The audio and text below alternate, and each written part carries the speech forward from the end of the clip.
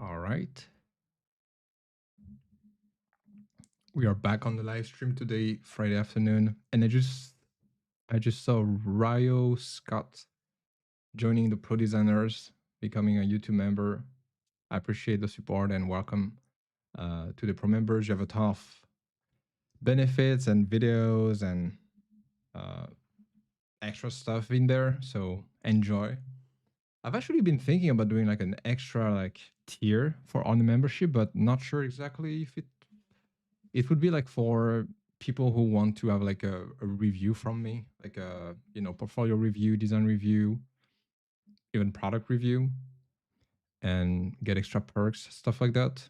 That could be cool, maybe.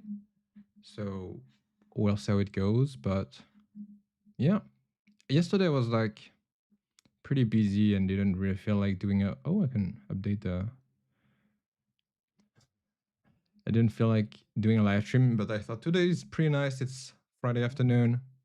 I think the mic is pretty good as well. Let me know. But yeah, for afternoon, had a good workout session. Last week it was really like super hot in Europe and in France, so just like having a live stream when it's over 40 degrees, it's really not enjoyable. So I just didn't do one last time, but yeah, for this week we're doing it. It's pretty cool. And yeah, pretty excited. There is like we just agreed with a sponsor to make a video, a dedicated video for like next, I mean not next week necessarily, but like for the next maybe week or 2 weeks. It might be a sponsored video, which will be super cool. If you are a designer, this is like, this company is the holy grail, I think, or one of the best. So you will see, but pretty hyped and excited about it. I think that could be a really cool video. Already thinking about how to do it and what to work on. But yeah, let's see how it can be. But really hyped about it. It's the first dedicated video. It's not like like a ad segment or like a shout out in the video. It's literally like a full dedicated video. So that's going to be different. But also, I think like there can be a lot of value. I don't want to make a dedicated video that has nothing to do with what I do usually as a designer. Like I'm not going to make like a mobile game dedicated video. So there should be like some really good nuggets and value overall. It's something that I use and I enjoy as well. So it's not even like uh, something brand new that I'm uh, being paid to showcase. It's like something that genuinely is cool. So yeah, hyped about it. The next video about redesign, I still haven't really worked on it. I'm more focused on like leads and clients and projects. But yeah, the next one would be a redesign video. There's also a need. I mean, the design system, what is it? The design system with AI video was really good. A lot of performance on that. So I honestly didn't expect that. I really made it like, I don't know, just 12 minutes recording. I think it's what, 8 minutes total. And I was really like, whoa, there's so many people watching that video, which is really cool. It's something I didn't expect. So super happy about it. And there might be like a follow up, more like step by step deep dive video on how to use design system with AI, especially now. Like, I mean, the problem with making like a design system video is that it changes every week. Like every week there is something new happening. There is like a new software, a new update, a new feature, a new tool. It's really tough to like make something that scales with time. So it's kind of like the challenge in making that. Like I kind of want to do a video that can be applied kind of like no matter the tool. Like for example, the design system video was very high level, right? I didn't really do it live. It was more like I've done it and I'm walking you through the steps that I've went through. That's kind of like the goal of the high level one, but step by step. Like for example, you could do it with Figma, the Copilot they have now. You could do that with them. You could uh, do it again with Paper as well. So it's really difficult to make I think an interesting video about it that is relevant for people or as many people as possible on that. But ultimately, the goal, I think, when it comes to content, is also making something you enjoy doing, not just making the video that might perform the best. I'm not Mr. Beast, so it's okay. Um, yeah, and the redesign, yeah, I'm not sure yet. It has to be like a mainstream app. I've been exploring some apps, but not sure yet. And yeah, otherwise pretty busy with reaching out to leads. I think it's the something I'm realizing is the amount of volume you have to do in order to really like get any sort of results. That's kind of like the problem. I mean, it's not a problem, but it's just I just realized that if it was easy to get leads, if it was easy to do anything, to make content, to be a good designer, then everybody would be one. So it's really tough to. I mean, it's not tough. It just takes time.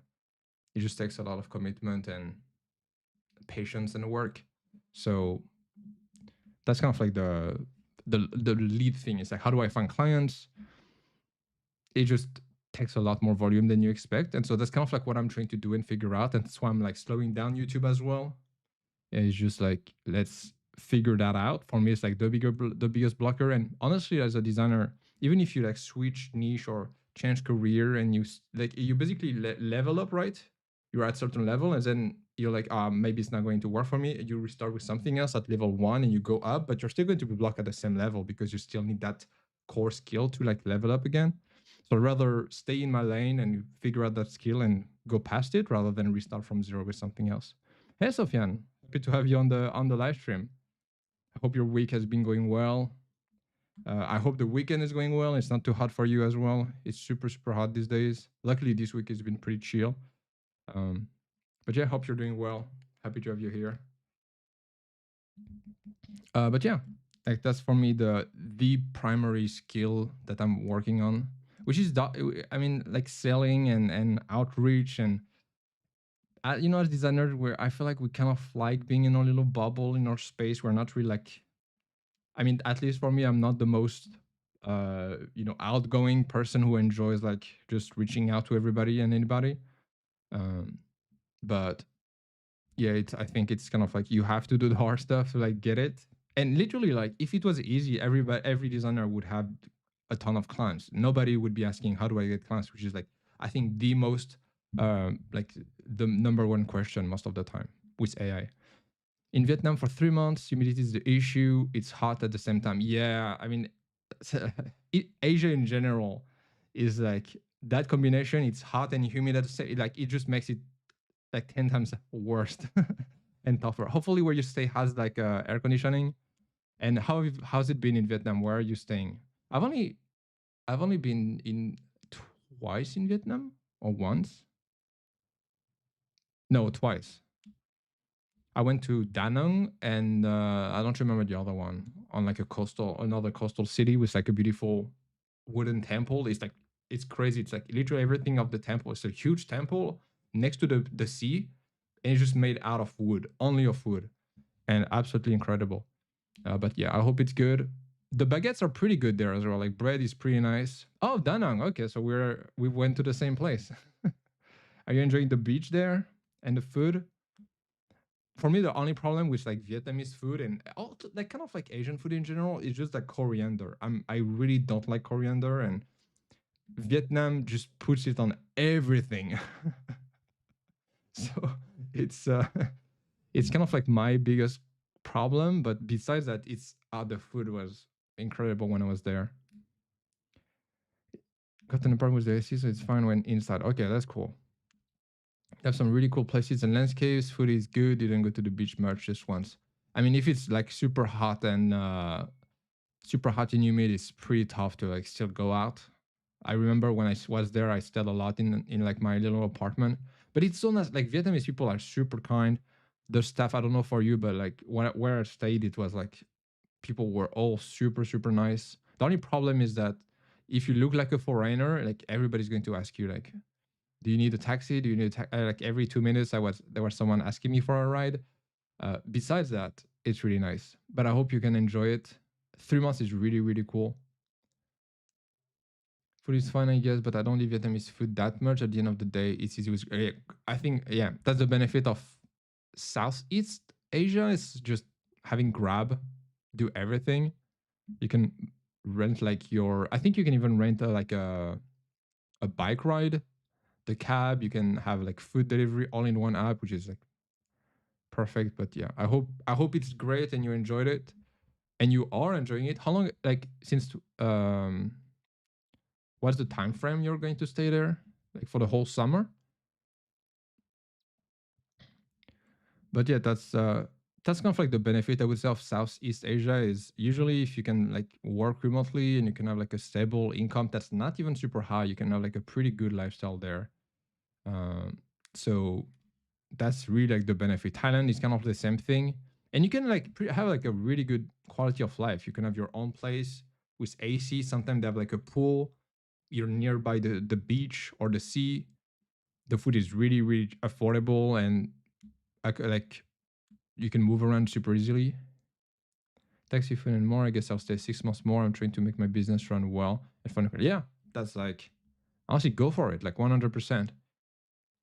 6 months is good. I'm not a tax advisor or anything, but I've heard that if you stay more than 6 months, you don't have to pay taxes in France or in the country where you're usually based in. But I don't know if that's accurate or not. No legal advice here, but I mean, ultimately that's exactly what I wanted to do when I started out as a designer and traveling around. It's just like if I could have like a sustainable income and live in those like countries, even if it's not like for example Japan or Korea are much more expensive, even Singapore as well. But like you can just stay in like a guest house, you can stay in like a capsule hotel, and you can just travel around. You can move around, especially with our visas. It's you can get like I don't know for Vietnam, I think it's 30 days or 60 days that you can stay for free, but like it's super super smooth. So you can just travel around or just have like your own place for a while, like you're doing. And do you plan to like stay in Da Nang or you're going to move around Vietnam to explore? But that's so cool. I really hope you're going to have a great time. And ultimately, I think it's like if you can experience like like when I travel and when I stay in like places that makes me feel good and happier, it's like your energy is just like tripling. Like you're happier, more creative. You like for me, it's like I want to be better and healthier. Like I just motivates you so much to do better work and to even work more to some extent because you have like that direct return on investment almost. It's like if I work well and I have success, then I can stay here and enjoy all of that cool stuff and cool life. So that it's like a really good feedback loop. Yeah, yeah. Depends on a lot of things, but one thing France is great at is getting you back to pay as long as they. Yep, I'm not gonna tell you on that for now, but yeah, with our French visa is pretty. That's kind of like French visa is really really convenient for that. Like I know Chinese people. I talk with some Chinese people, and they have to go through so much efforts and pain to like get any sort of visa for anywhere. It's crazy. Luckily, they have a really big country, but like if you want to travel, it's really really tough to do that. But yeah, France is really really good at at making you pay as much as possible. Not so long ago, I got like a letter from like the finances to because for I had like some. I thought I had like a French account, but actually the investment part of the French account was not from France. So I got the letters and I have to like go through all the documents and send everything over to justify everything. And they'll probably tax me 30% on that. So it's really, really not fun. That's why for me, like the goal ultimately is like stabilize the income at a certain level and then move to Dubai so that I don't have to care about that. I also don't have any like French clients, which is a blessing in some ways for that. Because like you said, any little detail can like, well, the government could just go back to you and be like, well, you have this, so you have to pay for it. I've never been to China actually, but that's kind of like the only destination that I haven't done that I really want to do. Like you said, it's so big, and from what I've heard, it's super cheap to buy food, it's super safe, it's convenient as well. Like I know for in our culture, I mean, for at least from my experience, it's like we always book stuff pretty far ahead. Like I know my family always books vacation, like holidays, like 6 months in advance. Chinese people they book it like 2 days before leaving. It's like, oh, we'll find a train and then find a hotel. It's really easy to do, and I'm like, that would not work here. Here, you're going to get overcharged because you're just booking last minute. But yeah, it looks really, really cool. I like to do the south maybe, and maybe go back up, to like Shanghai and Beijing. That's kind of like the last destination I really want to, I've never done and want to go to. No, I'm still in France, but I'd like to move to Dubai at some point. For now, it's not like, for now, it's not consistent enough for me to be like, okay, I can like move there peacefully and like have my business there and live there, like what you're doing, like maybe 6 months of the year in Dubai and 6 months traveling around. Um, for now, it's not there yet for me. That's why I'm like making less content and focusing more on leads so that I can get like a good kind of system in place and more predictability, and then I move. So that would be, but honestly, like now that I think about it, even content to some extent, talking about like the dedicated sponsored video that I'm going to make in the next like 1 or 2 weeks or 3 weeks, it depends the timeline. Um, like content could also be an interesting path depending on how much I can grow and how much audience I can get. But yeah, like we've talked about before, it's almost any kind of business. If you really like focus and go all in on it and really like get really good at it, almost any business can get you like 6 figures at least. So that's a really interesting reassurance in a way. But like we said, it's still like the volume it takes to get it is really, really, it's a lot more than we expect. Like the timeline to get it is really long, and the volume you have to go through is also pretty big. I've never seen you design for mobile before. Why? It's just not something I want to specialize in. I always do mobile for projects in terms of responsiveness, but it's not something I want to advertise simply because I want to focus more on B2B web apps. That's it. Uh, I also don't think I'm like the best at mobile design, or it's not something I'm super fond of. Like I know I had like an opportunity before to do like marketing websites for a company, and I do it once in a while, depending on the project, if it's like a client that I've worked with in the past. But sometimes it's not. I don't know. For me, it's not the priority. But I saw there is a. I forgot. Is it Verdis? I forgot who it is. He's a member of the channel, Vedant, on Twitter, who's doing a lot of like redesign of what's the name of that? The Claude bot or something? And it's really, really interesting. And I feel like he's doing a really good job at like redesigning web apps. And yeah, like if it's something like for me, like if you have some opportunities to redesign those trending apps, mobile apps, web apps, and put and like share them on like Twitter, that's like a really good way to grow easily. And I mean easily. You still need to do work, but that's pretty cool. YouTube is opening doors. That's good. It seems to pay well compared to other marketing channels like social media. It's I would say it depends. I've tried to make myself more available as well in terms of sponsorship. Before it was just pretty hidden. Like it's just like if you have an opportunity, you reach out to me via email. Now I'm trying to like be on other like uh partnership platforms. So obviously I would make technically less money because of they take some commissions away, but I'm open to a lot more deals like the one I'm going to make. And that is really interesting. Now, it depends on the type of videos, it depends on a lot of different settings, but I would say that if this can be a consistent source of revenue, I would say that's pretty nice. Because that would be not 6 figures, but like if the channels grows, if the channels keep growing, and I can make that like, one dedicated video consistently, that could be a 6 figure income.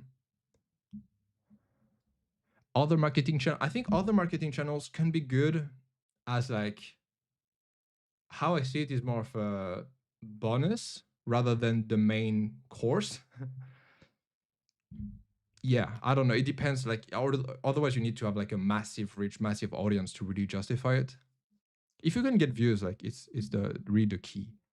Same right now, focusing on branding. Finally found my calling. Yeah, we've had many discussions about that, right? I remember 1 year ago when I subscribed, from that time till now, I had a hard time focusing on something. That's why I didn't get results that fast. Yeah, that's like, and like we talked about before, it, whatever you want to pick, it's just like, it's something you need to enjoy, you need to be naturally good at. It needs to be something people want to pay for. But ultimately, any path can make you money. Like we talked about, like you were doing, I think, web design, and then you wanted to do maybe mobile app design or like framer templates as well. Honestly, you know, I think most of those paths could work ultimately, but it's what you want. And like you, like as soon as it clicks, it's like it makes sense. It can sometimes it can take a long time as well. Like it's there's so many variables, so many components to make it work, that it's normal to not get it at the first time. Like the service has to work, the offer has to work, the process has to work, the targeting, who you're targeting, the type of customers you want to have, has to work as well. And on top of that, the messaging to reach out to them has to work. So there are so many different variables to change and to improve on, that like that's why, like, the more you can do and iterate and try stuff, the easier it's going to be to actually get something and get some clues. Yeah, web, I wanted to do everything at one point. I was really crazy. Not that sometimes it's just not your time, I guess. Absolutely, yeah. Sometimes the only variable we cannot control is time. The only thing we can control is actions. That's why I'm like, no matter like you or anybody else asking, is you have to try out. Even for content, for getting leads, like you have to try different, like that's what I'm doing as well. And that's what everybody should do, is you try different strategies, try different targeting, different messaging, different services and deliverables until something clicks. And when usually, especially if you've done it for quite a while and you've tried a lot of things, when it clicks, you kind of feel it and you know it. And that's like the big unlock. So I'm super, super happy and hyped that you found your calling, and it's focusing on branding. So it's, yeah, super, super cool on that.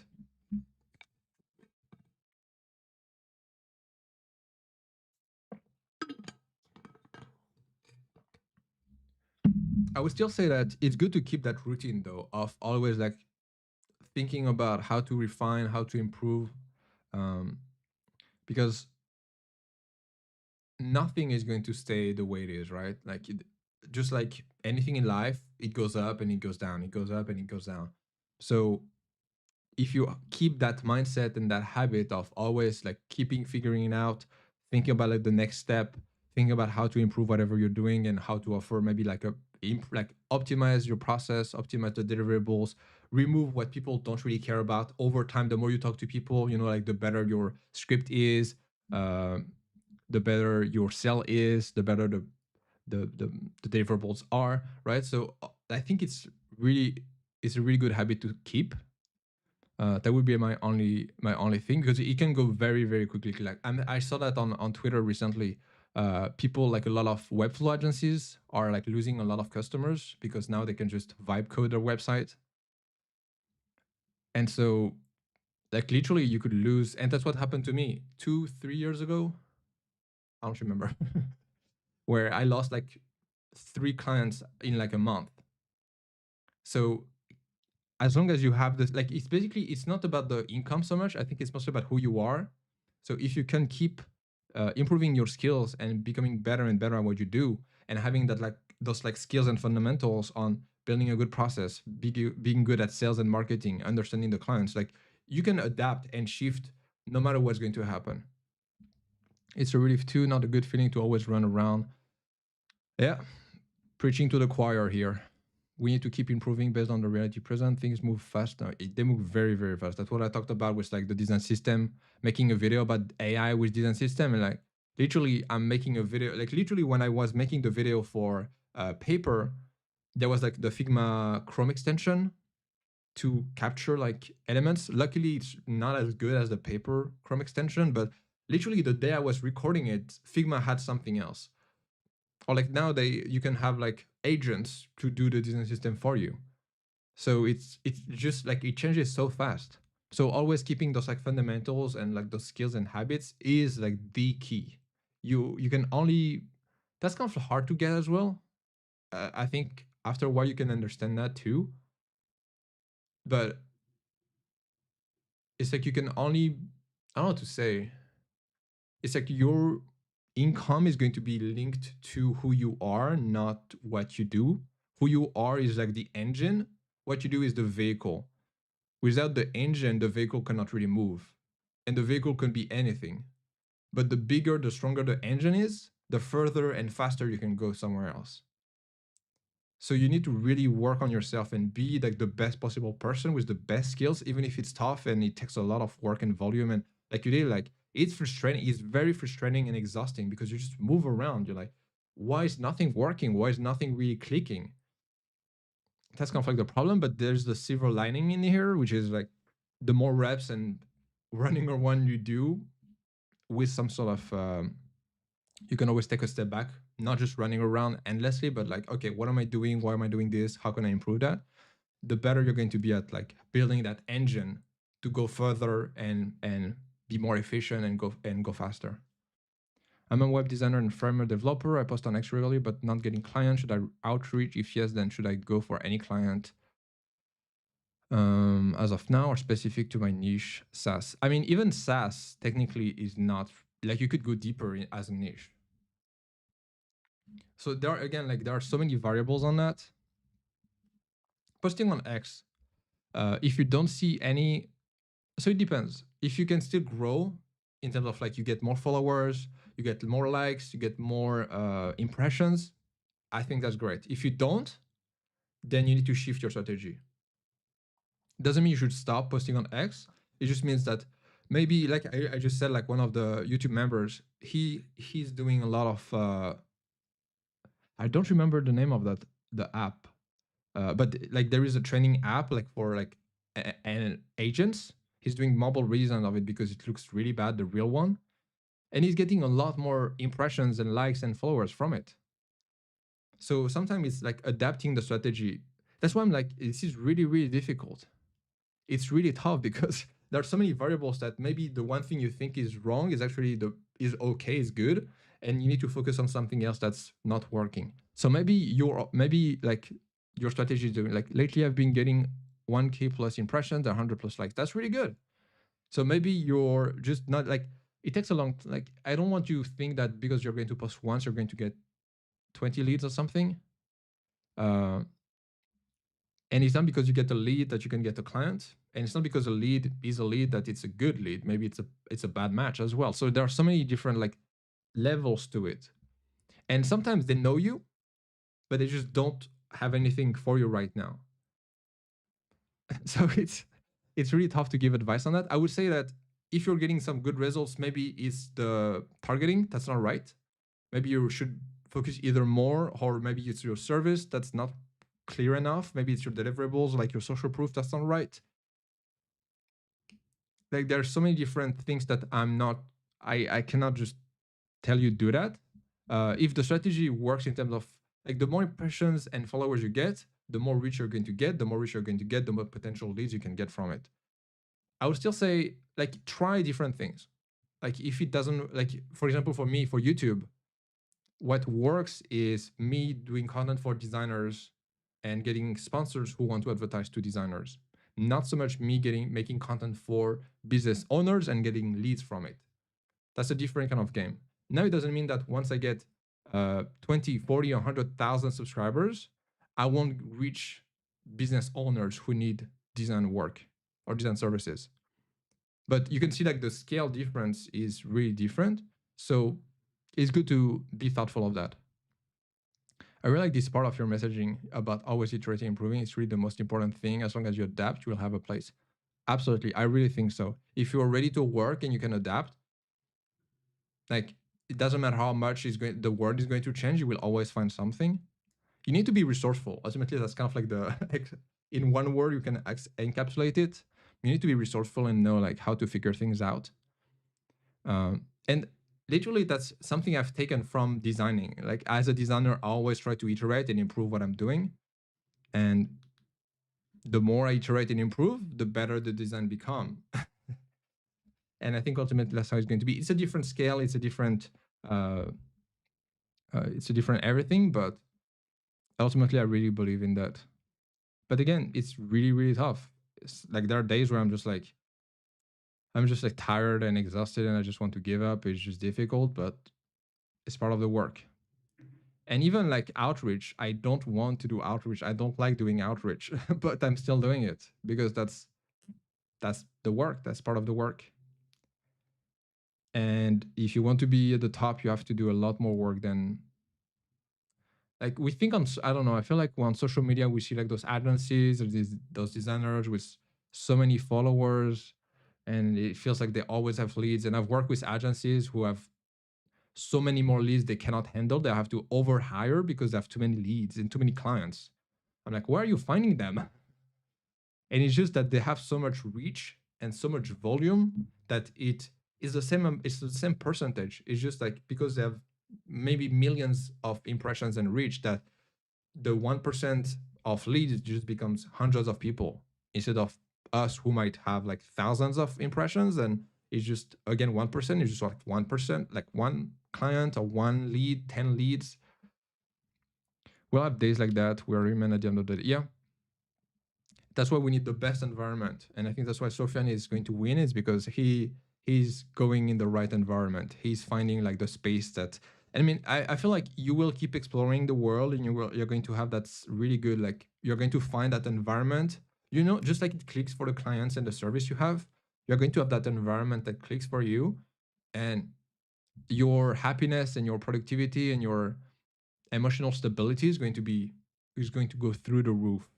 Like for me, that's how I felt when I was traveling. And there are some spots with like normal, and there are other like cities, countries where I just feel like, just feel so much better. Like literally transformative. Like when I'm in my favorite places, I literally just wake up naturally at like 4 a.m. I go to the gym alone. There is nobody else at the gym. It's always dark outside. Then I go like for a swim, and then I work from like 6 until 11 or 5 until 11 nonstop. And then I just go out and enjoy the day. And it's like such a really good, positive feedback loop and environment. It's just incredible.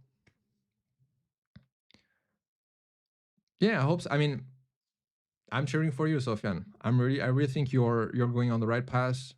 You've probably been one of the most like uh hardworking and like I forgot the word, studious member of the channel. So yeah, I think the work will speak for itself.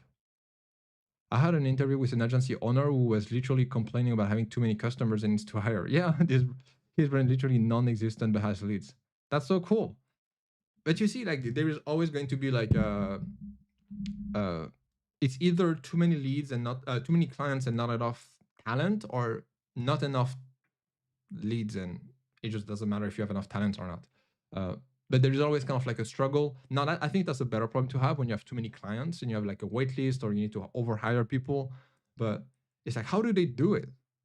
And so it's just like that's life. Some people will have an easier way of getting more clients, but they will have struggle having like a good work culture, hiring the right designers, which is going to be a problem because if you don't have a good culture and good designers, then clients are not going to have a really good project. Now, I would say that actually having worked with like pretty big clients and big budgets, like 6-figure plus budgets and sometimes seven, the clients are not that picky actually at design quality. I think the designers are really picky about it, but the clients are like, if you can show some like movements and it looks like above average, I think they would be happy with it. As long as there's like some thoughts and strategy into it. Hey Samir, welcome to the stream. Happy to have you here. I hope you're having a good day. I hope the weekend is going to be cool. I see these trend things on X a lot. Some people have tons of clients with wait going for 6 months. Some people have really hard time. I think it's like looking at the tip of the iceberg where you don't see like all the things that beneath it. They just show you like we have a ton of clients and a big wait list, which might be true, might not be true. You can say anything you want on social media. And I think it's maybe like a lot of things combined together, right? Like maybe they have recurring clients, maybe they work with agencies, maybe they are on social media, they are active, and so they get constant flow of leads. Then on top of that, you add referrals from like previous clients. Then you have previous clients who come back for a new project. So you can imagine that if you have like 4 different like sources of clients and they all like work for you work for you, then it can quickly add up.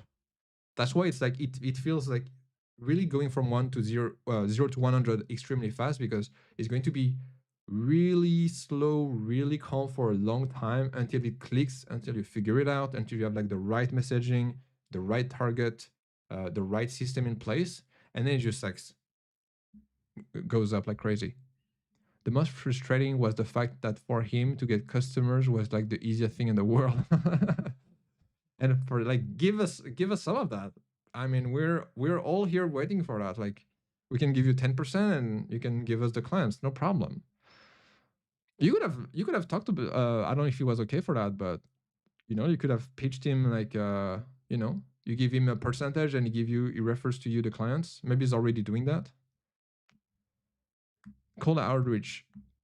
I guess was the opposite. They all have one thing in common. They post a lot on X and are really active, known in the design community in general. At least for the people I saw having big results. Community is probably like one of the biggest thing. Even like again, sponsors. It's if you have a community, you have a reach. You can capture attention. It's one of the biggest leverage you can have. But it can be like literally anything. Cold outreach, I would say, having done it, you have to do a lot of volume. And the problem with a lot of volume is that the quality of the clients can be the clients or the projects, by the way, they can vary a lot. If you don't, like for me, for example, I do the work. I don't really want to do cold outreach just because I don't want to work on any project. But if I were to delegate that to other designers, that might be an interesting thing. I mean, interesting. That might be a different path where I don't care so much about who it is, as long as they have the budget, and then I just delegate it. I don't care about working on it. Exactly. Like as long as you can get a ton of impressions and reach, again, it's like if it's 1% or 5%, 10%, whatever. If you reach out, like if you get 100 impressions, probably nobody's going to reach out. But if you get 1 million impressions, there's going to always at least be a few people interested in working with you. It just has to be, just because in terms of percentage, it just makes sense. So if you can get those impressions, if you can be the kind of like the well-known person in the space, then you will have to have impressions and you'll have to have leads coming from it. Then you have to close and you have to like have the thing. But if people know you and like what you do, the odds of you selling to them and closing the deal is pretty high. You have to like really be either overpriced or underpriced, or I don't know how you can do it, but like I know that if someone wants to work with me, the odds of closing are really, really high. So it's all about like capturing those leads, and it takes time. But that's why I think from what I've seen, it's like if you can ride the waves of trends as designers, which takes work, I would say, like creative energy. If you have to like do client work and at the same time be on social media 24/7 to like find the hidden gems to grow, that's tough. It's always tough to do both. I would say that's kind of like the next problem coming up. It's once you have leads, it's being able to still do marketing. I mean, marketing and sales, and at the same time deliver. But I don't remember where I saw that. I took notes of this. I saw it on a video. I forgot where it is. But if you were to think about like a designer only focusing on design work and projects, and a designer only focusing on getting leads, who is better off? Obviously, it's going to be the designer only getting leads, because the one focusing on the craft will always struggle finding new people, new clients. That's why when I see people working on like redoing their portfolio, and I went through that as well. I think some part of that like journey has to be done. but always redoing their portfolio, having like those tiny little animation and details is really cool for getting impressions. But in terms of like getting leads, that might not be the best thing to work on. If you just work on finding leads, you could like always will you will always have more money, more opportunities. And ultimately you can just hire people. You can just find leads and hire people, delegate, and they handle the projects. Which is like that was an interesting reframe because I never thought of it that way. And even as designers, we kind of like doing good work and having good quality designs.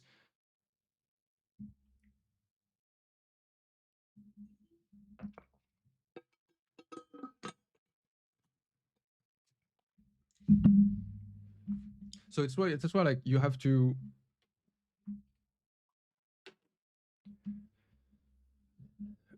like focus on getting leads and trying different things until it clicks, until it works. And even if it works, you will always have to figure something else out because probably other people are also trying it. We need to focus on marketing more instead of just designing more. I agree with that. Now the problem with designers is that a lot of marketing comes from designing as well. That's kind of the struggle. Like most people, if you like in the chat or watching this, if you post on X, odds are you're posting design work, you're posting design ideas, concepts. Creating designs for impression with cool animation, motion, and real actual screens that make sense are two different things. Yeah, it's kind of like Dribble. Like Dribble now is completely weird there, but Dribble was never about showing real work. It was always showing the shiny designs to get people's attention and to get leads from it, and then work on projects.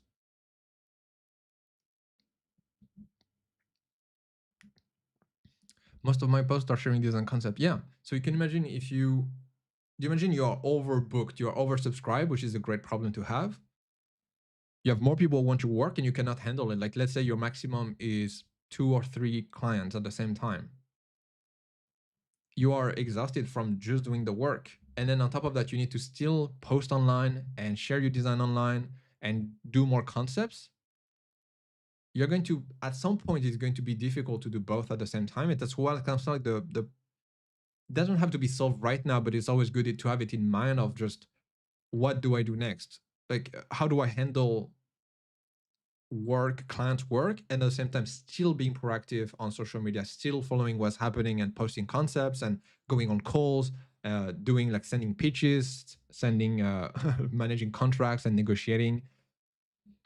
And if on top of that you need to hire people to do the work, you need to also hire people, screen them, do interviews, review portfolios, then you need to manage them, send messages, follow-ups.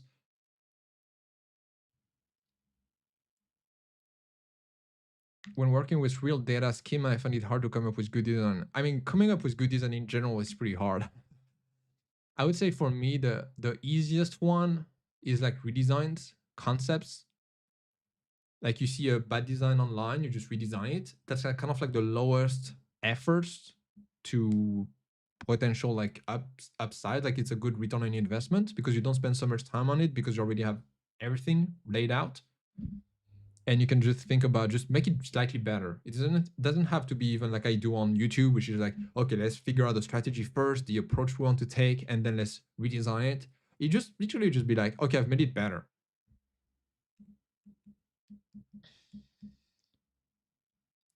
Most B2B are pretty boring to look at. The point is to work flawlessly. That's true as well. It's a lot of B2B. I mean, that's the point. It's not consumer. Consumer should be exciting and nice to look at and use. B2B could be a bit more boring. It's also usually B2B is a bit more. I feel like usually you're selling to people who have not a really good design standard.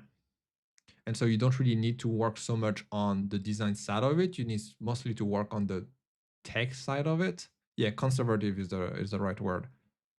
Hey TXM, I didn't know you were here. Uh, so it's pretty tough to get something right. No, I have to say that some products, some companies still value it. And I think as a designer, you need to focus also not just on the aesthetic, because it's easy to say, oh yeah, but it doesn't really change anything. But if you can always connect it to the strategy, to like getting more, like converting better, reducing churn, increasing activation, like if you connect it to something that they can relate to and they can see the benefit of it, and then you add the UI and the cool looking side of it as like a nice to as a bonus to the deliverables, I think that's pretty good. But maybe not lead with the UI. Now, like we said, having like cool UI and cool aesthetic, that's really good to catch impressions and attention. It's a good like uh, scroll stopper and a good way to get people into like, hey, I'm going to have a I want to have a little call with you. I want to just see what you're working on and if we can work together. That's a good way to like break the ice. More focused on UX rather than aesthetic for the actual projects, more focused on aesthetic rather than UX to get impressions. I would say that's how it works. Now, I think a lot of you guys have more followers and more impressions than me on like X, so you are the experts on this one. Same with branding. If I want to post more, I'm not gonna build a full-fledged brand identity. I'll focus on making cool-looking logos, still with meaning behind the design and cool mockups. Yeah, exactly. It has to catch the attention. It has to be like, whoa, that's really cool. I'm going to save that, or I'm going to share it with someone I know or something. I'm kind of busy, just listening. Hope you had a productive week. Cheers. Cheers for you as well. Fighting before the weekend. I hope the work goes well. Just listen, no problem. We have like it feels like it's almost like a podcast at this point, but it's really really cool. We need a Discord community for these kind of problems. That could be a show, you know, like I don't know how we could call that. I mean, I don't really want to do that just because I need to work on my X game to have a lot of followers in there, and then we could maybe do like a diagnostic, you know, like a doctor, X doctor or something like that, where we can review like profiles on X, and we can review like the services. We review like what you post, if it's attractive enough for people to catch people's attention, and then we check the CTAs on the description, and then we check like the funnels, the sales funnel, and the case study and the service you have, and that could be like the whole package. That could be a cool show. And I think that could be a bit more mainstream as well. Because like again, we talked about it in previous live stream, but like the redesign that I do are very like design heavy. Whereas, for example, Juxtapose, the YouTube channel, she redesigns very mainstream apps and it's very entertaining to watch. It's not so much like let's iterate, let's dive into the details. It's more like here is my kind of like what I didn't like, here is what I like, and here is how it looks like now. But yeah, maybe a community would be nice at some point. But that's the point. That's the goal. But again, it's a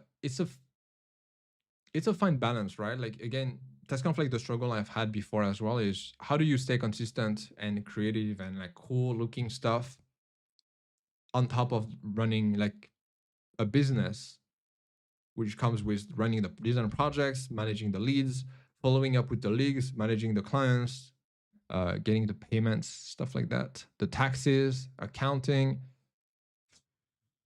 So much work. That's why you need to increase your prices. Like if you do so much work, you kind of need to, you know.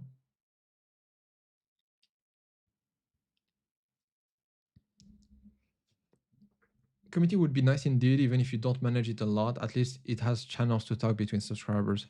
Yeah, that's kind of like the problem with YouTube community. It feels very one-sided. Yeah, it's like if I have to like I post something, it's either you I think there is like you can ask a questions or I can post something, but it's very like a post happens and then some people like see it and some people reply to it, but there is no like communication and conversations.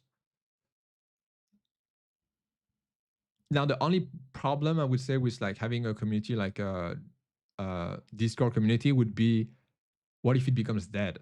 That's the only problem. Like we talked about it before as well, but there's so many different like communities, design communities that are pretty dead. So how do we keep the spark alive? Juxtapose that cool stuff. Yeah, it's a really really cool. The designs are, I wouldn't say they're a top tier, but they're thoughtful and it's entertaining and it's fun to watch. It's very smooth. The editing is great. So it's like I'm trying to like maybe move towards that in terms of content. Because again, based on what we said, if the conversions are fixed, like if it's just 5%, 10% conversions to get leads, then if I can get a video that gets 100,000, 200,000, half a million views, the odds of getting some stuff happening are pretty high. And on top of that, getting more subscribers and then increasing the price for like a shout out, for an ad, for a dedicated video.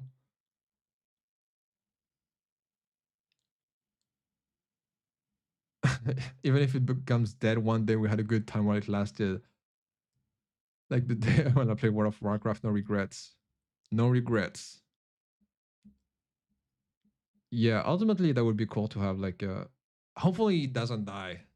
That's the thing. I'll think about it. I don't think, I don't know. I think we also need to be realistic, like how many people would join it. Like on this live stream, we're like 14 people watching. Like imagine if that's stuff. Is it a good Discord community to have 14 people, or is it different? I don't really know. I feel like most communities, like if you're not thousands of people, it's really tough to keep it active. And it's I don't know. Like for me, it's always like a good indicator. Kind of like, like people what's the thing? People decide with the wallet. It's like even if they complain a ton online to their friends, even if they keep paying, it means that they still value that in some ways. And so if out of 14,000 subscribers, we are like 14. Yeah, I mean, it's like yeah, I think that's a good definition, TXM. It's like 100 plus is a community, 14 is just like, it's just the gang around here, it's just the crew. Let's not make it die. If you make it, no worries, I'll be active at least. Thanks. But that's live. A lot more people watch your videos. They will be interested too. Yeah, and I mean, I think a lot more people watch the replay than they watch the live as well. That's what I've noticed on the stats. But that could be cool. Like we have a lot of things that we always talk about. That could be like video suggestions. There could be how to get leads channel. There could be like a roast page, or like X reviews, portfolio reviews. That could be cool. I'll think about it. I've never quite been a big Discord fan. I think I missed that timing when it like popped off. But that could be cool to have that. I mean, I feel like we've been talking about it like for like 6 months already. But maybe we'll do it. Just like me, I've been here for a year and I just noticed your lives not long ago. The issues with live is that I don't know when they happen. To be fair, I don't know as well when they happen. So I think that's a fair point.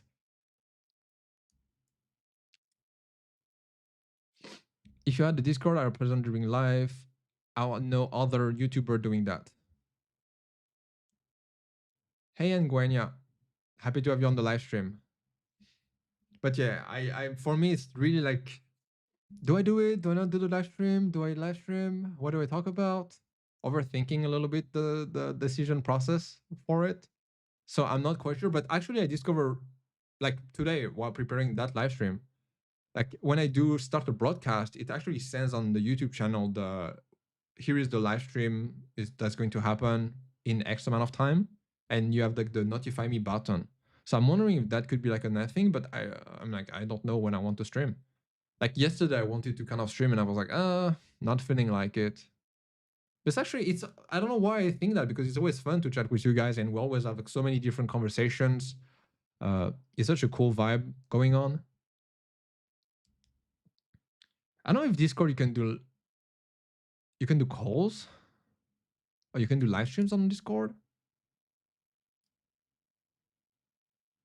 I have to like dive deeper into the features on there because I originally have like I'm not quite sure, but that could be nice. I feel like the live stream on YouTube they have to kind of be pretty official as wait, pretty official as well, not as wait. YouTube notification aren't great. Discord you can do calls, group calls, video calls. Okay, that's cool. YouTube notifications, I've noticed that as well. The bell notifications.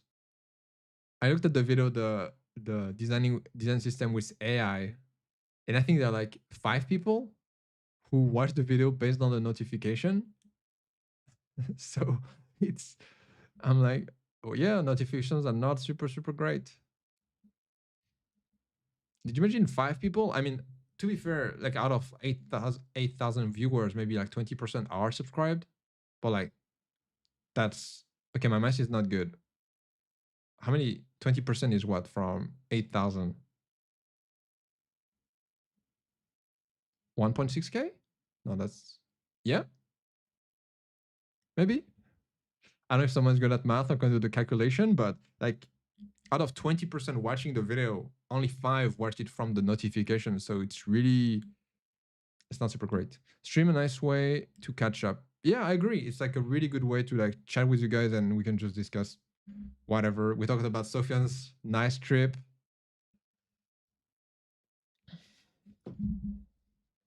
We have many people from France, right? Me, Sofian, Cholito,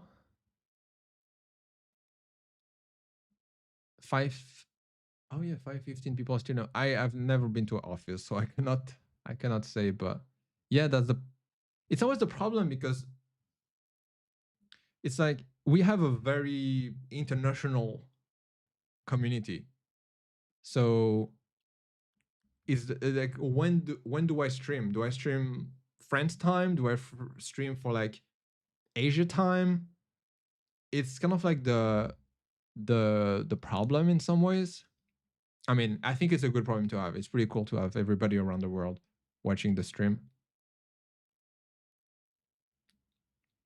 And it's very I think it's also really nice because then we have a lot of things to discuss. It's not always like very flat. 2:17 p.m. in Vietnam. TXM, where are you in the UK? Yeah, I think like the French time 3 to 5 p.m. is like a good what time is it? Yeah. Maybe 3 to 6 p.m. is a pretty good timing. It's like evening for Asia time, but not too late. US it's lunch, maybe morning, late morning, so it's okay as well. But if you work, I guess if you work, you can put it on as like a podcast thing, or like just listening in the background. But and I've really fun thing is I've tried it when I started making the live streams back in March. I try like Wednesdays and I've tried Fridays. I've also tried Saturdays, and for some reasons, Saturday had less people watching than people watching on like Wednesday and Thursdays or Fridays.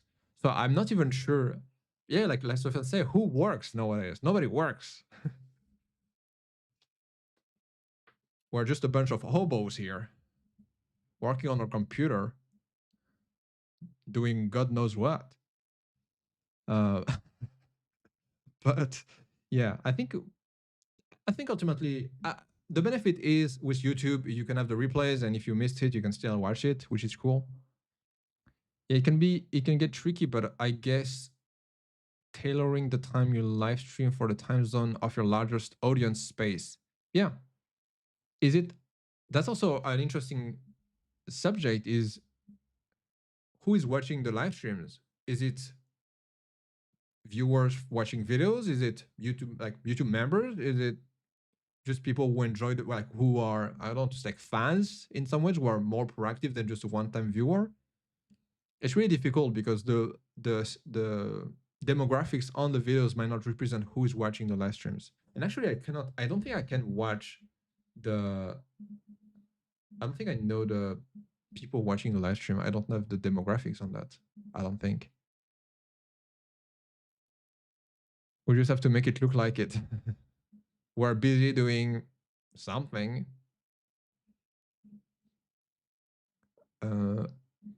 Audience. Wow, okay. The last live stream. Is it? Wait. No, that's not the last. I was like, wait, I did one more live stream than the one in early June.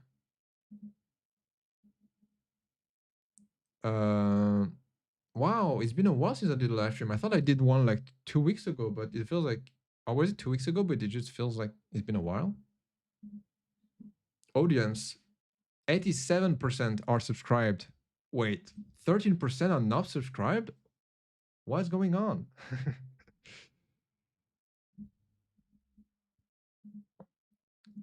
And there is no demographics for the country, so that's very useful.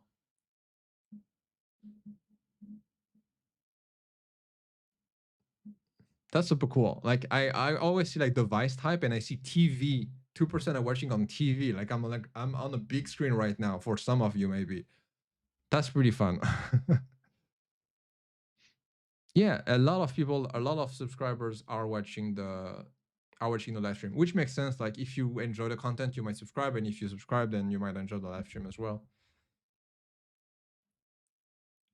I think a lot of demographics are India and United States.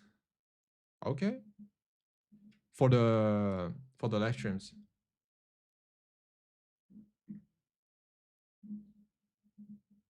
Good to know. But yeah, it's always fun to like watch the demographic and realize some stuff like that. It's really fun.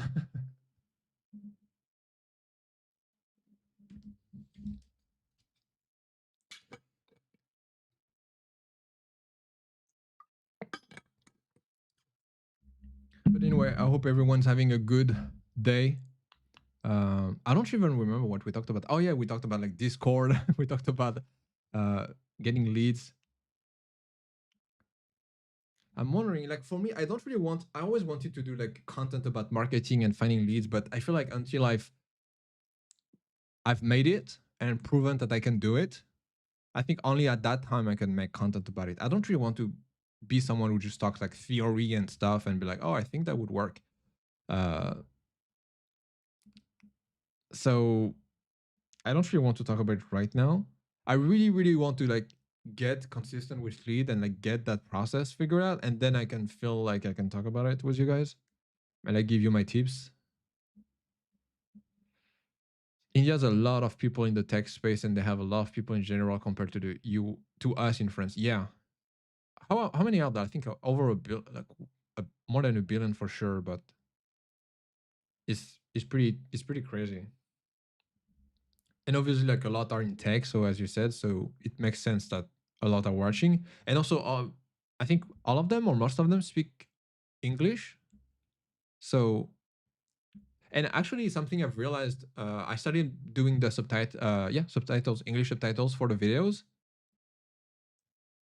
and a lot of people are using the English subtitles. Obviously, I add it in the comments as well, so people know about it. But I think it's a really, really nice way to, I think, increase like watch time and more people watching the video and getting engaged. Because I realized that sometimes I might not, always speak it correctly or articulate well, and so having like the subtitles to truly understand what I'm saying might be better. And the AI is doing a really good job at transcribing it. 1.5 billion. Wow. So obviously I'm bound to have quite a good amount of Indian viewers. If you're Indian, hi. But I'm really always happy and surprised by like the literally like there is no one uh country demographic that really stands out. It's very, very diverse and it's so cool.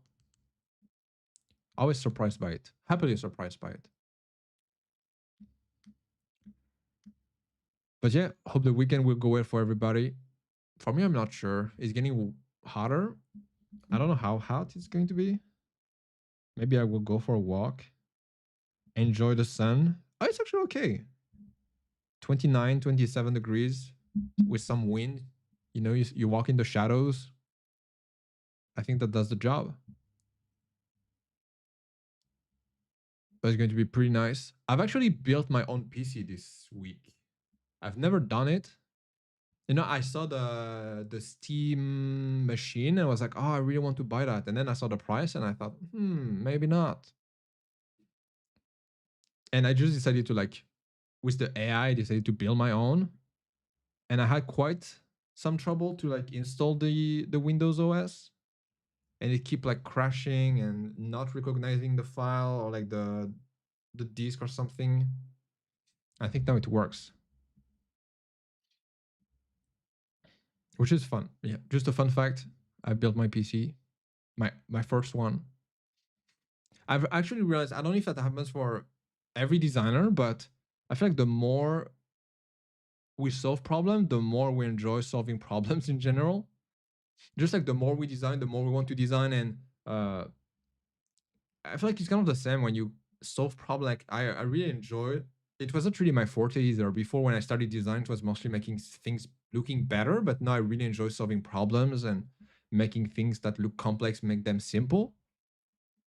And it's something I realized that I'm enjoying as well now in things outside of design, which is really interesting. And you have a better, faster understanding of how things work. And that's why I think I also enjoy working in different industries and niches. And that's why I'm not saying you should always have a specific niche, at least not maybe in the beginning, to already what we said, figure out the right target, the right messaging, the right offer. But also it's fun to, if you enjoy solving problems, it's fun to work on different industries. It's okay, yeah, it's getting better on my side too. Some rain and lower temperature for a few days. That's really good. Rain can really, rain's going to make it more humid, but it also really helps to drop the temperature. I hope you can I don't know if you have a swimming pool in your place, but for me that's the biggest win. I've never built a PC too bad. I've always been more on the art side, drawing, painting, etc. Not too much in problem solving, now that I think about it. Yeah. And I think, to be fair, branding might, I mean, looking back now, branding is a lot more aligned with what you do, because it's art, drawing, painting. It really works well with branding, with logos, with the aesthetic and the vibe of it. I don't think it's so much about solving problems for branding. It's mostly about the strategy of what it makes you feel when you see the logo, what you see the branding, the colors, the font. Ultimately, that's more strategy and visuals. And if you can articulate that really well to leads and to customers in a simple way they can get, but at the same time adding that strategic layer, that's just a no-brainer. But for me, because it's mostly product design, um, it's a lot of problem solving. And B2B, that's not always easy. The live streaming was not super easy to solve. Taxes was not easy to solve. Even business travel was not easy to solve when I think about it. Because business travel, it seems cool and easy, oh, just book a flight. But it's there are so many different layers to it. But yeah. And I think maybe it's going to happen to you as well, Sofian, but maybe the more you're going to do branding, the more you will enjoy the surrounding areas of branding. Like you said, drawing, painting, maybe you will enjoy a lot more of that side. Maybe even more even the pottery or sculpting. Interior design might also be pretty cool. I don't really know, but it just shows that your brain really grows a lot the more you work on those projects that kind of have to make you push yourself in some ways, push your creative and strategic capacities. Strategy and visuals based on the strategy. Yeah, that's I think that's that's really, really interesting and cool. And I never really quite understood it. That's why I'm I would say that's why I said that, or that's why we talked about it. But when we discussed running in circles and figuring out the right element in the stack that you have to get a client and have it click with your offer and your service and your client, that's why you always need to take a step back and review kind of what you're doing and what you've done and what has led you to succeed or fail.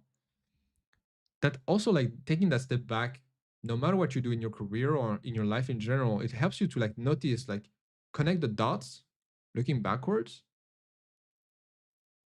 And that's really interesting to like see the notice some new patterns that you don't really quite notice when you are in the eye of the storm.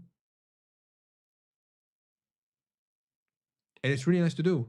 And I get why, like when you're overworked, when you work nonstop, it's really hard to really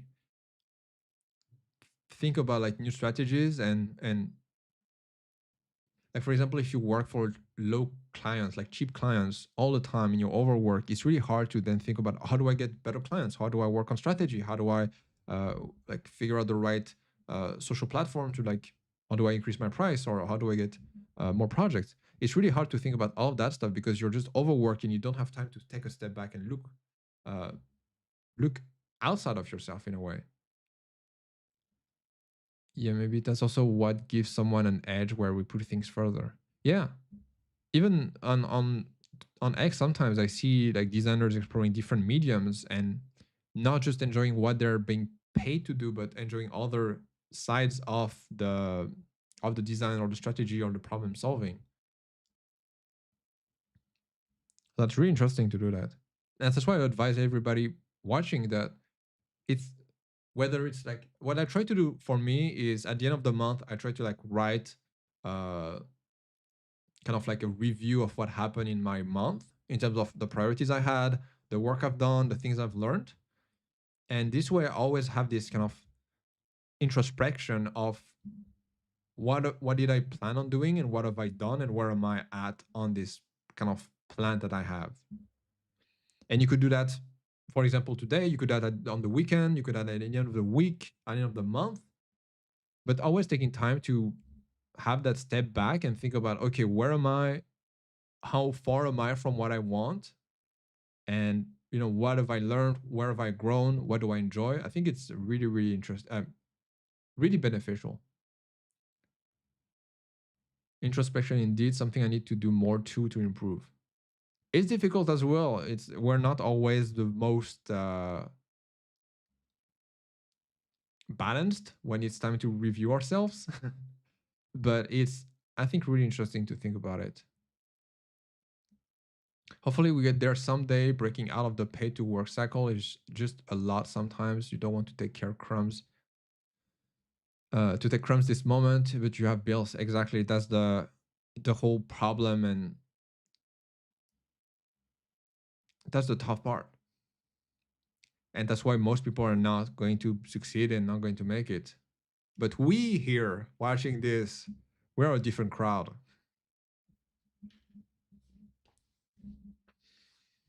And that's kind of like what I'm trying to do with the content as well.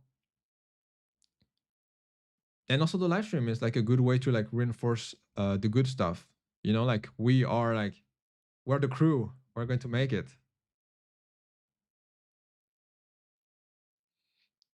But it's tough. It's really tough, and that's why like it's going to take a lot longer than we think. It's going to be a lot more difficult and confusing than we think, and it's going to take a lot more reps and volume than we think. But if you can, it I really think like if you can visualize that, even to put it on paper, but having those like maybe I should do a video. I didn't know on a video, right? For members. I'm not sure.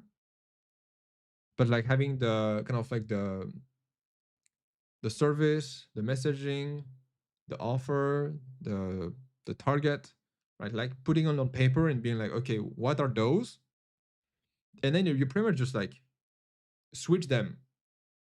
I don't know if it happens to you, but sometimes when we have the like electricity goes out in like a room, we have to like I don't really know how to call it, but like we have to open the electricity panel and we have to switch like a little thing, and, and in here there are a lot of those tiny little metallic things that are dead, and we just keep it there. And so I have to like, okay, this one, open it up, electricity, no, okay, so it's dead. Okay, another one, put it on, electricity, still not. Okay, it's dead as well. This one, oh, it works. Okay, cool. And it's kind of like how we need to do. I don't know if it makes sense, but that's how we need to think about it as well for our business and our services and succeeding. It's just like this is the stack that I have to that represents my business and my success. let's try to flip this one. Let's try to change this. For example, messaging. Like, let's say I offer a product audit. I try it for multiple leads, doesn't work. Okay, let's flip it and do something else. Right? And so you just flip it and try it and see if it works. It doesn't work. Okay, flip it, remove it. Oh, it works. Perfect. Okay, let's change the messaging now. Messaging, I need to reach out and have this sequence. Okay, it doesn't work. Let's flip it. Let's change it to something else. Let's do video outreach. Okay, it doesn't work. Let's flip it. Let's do something else. And you just, one step at a time, you just iterate a ton on each column until you have that like package that just clicks and you've done it. But you've not really done it, because then it's going to evolve. Something new is going to come in. Something is going to break. But you have the process and the skills to kind of navigate through that over time, no matter what. My goal is 2 to 3K per month. To me, as long as I can reach it, I'm good. I'm easy to satisfy. Grateful for that. Perfect. That's a, I would say honestly, that's an achievable goal, 100%. And especially if you enjoy, I don't know if you will enjoy Southeast Asia in general, but like that's pretty easy to live on 2 to 3K per month there. I would also say, maybe it's not going to apply to you, but that was my that was kind of like my goal as well when I started traveling. And I was like, man, on 2K per month, I will be the king of the hill. I'm going to travel all the time. I'm going to be super happy. And then I realized, oh, there are taxes as well. Fine, I'm going to increase it to 3K. And then, oh, I need to save money as well. Fine, I'm going to increase it to 4K. And so I feel like the goalpost will always move as you grow, which is great. I think it's a really good problem to have. But if you can still be grateful and enjoy and satisfied yourself with the bare minimum, that's really good. And I would say also wealth really is more like the gap between how much you earn and how much you spend. And if you can lower as much as possible how much you spend and still be happy and comfortable, the rest is just gravy, and you're pretty much rich already. So just my little, not a warning, but like prevention message thing. But like for me, my goalpost has always moved up, no matter what. I have the same feeling. If there is one thing I'll put more money in, it would be visit different places. But in terms of everything else, I don't spend much. Well, then you are going to win 100%. I mean, not 100%. I cannot guarantee that. But I would say for me, again, like I was actually thinking about it like 2 or 3 days ago. I was like, probably the best year for me was when I've just done so much. Like I think it was when I was 19, and I just, like in February or January, I was like in Paris learning 3D and special effects. Then February I went to Los Angeles. Then May I went to Taiwan for the first time, did my first trip alone. Then September I went to Singapore in like a language school. Then October I went to Taiwan to live there. Then December or November I went to Japan. Then I did the New Year in Singapore and Hong Kong. Then I went to Thailand and Vietnam. Then I did a cruise. Like it was like an incredible year, and it's just because I've been able to do so much in so many different places and experience an incredible amount of experiences that for me it's just like it's imprinted in my brain. And I would say I regret nothing on that. So I would advise, if you can, like different places and different experiences is absolutely like an incredible experience to live. And if you can do that at some point, if you enjoy that. If you don't enjoy it, don't do that. But if you enjoy that, that's 100% worth it. Hey, Git Coder, welcome to the live stream. I hope you're doing good. Hope you're having a good Friday. We're just here chatting. It's just us, a little crew together. We're all going to make it. Oh, are you from France?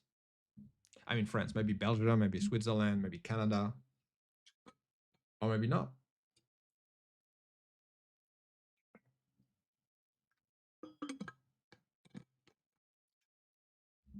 Today's a longer stream. Oh, Morocco. Absolutely not what I said. Wrong guess. Hope you're doing well. Hope it's not too hot there. But yeah, longer stream. It's Friday. The weather's good. We're having a good chat. Let's just enjoy the moment. But it's so cool. I cannot wait to travel. Oh, you're in UAE. So you're from Morocco and living in UAE. I can imagine it's pretty hot there. It's summer. Summer is going to be like what, 50 degrees almost there? Better stay indoor. Canada seems nice, by the way. It's strange. I've always liked cold places, not summer guy, and now I'm in Vietnam. I might move to a colder place for long term living. Yeah, why would you go to Vietnam in like the almost, I don't even know if it's like typhoon season or rainy season there, even though you like cold places. No, Canada is pretty like you're doing the extremes. Canada is like absolutely it seems crazy. I don't really want to go there, but it seems really crazy in winter. I work with people there. I think they had snow until May. Right. Summer seems pretty cool though. But for